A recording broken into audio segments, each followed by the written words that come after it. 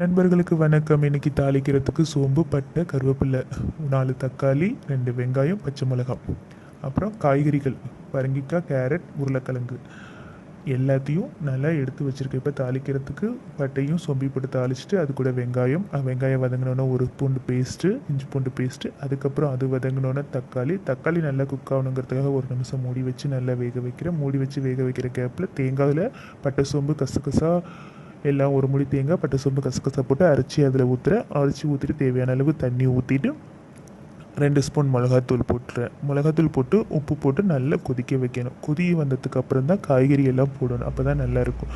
நல்லா மூடி வச்சு வேக வைக்கிறப்போ கொதி வந்துடும். காய்கறி எல்லாம் போட்டு நல்லா 10 நிமிஷம் கொதிக்கணும்.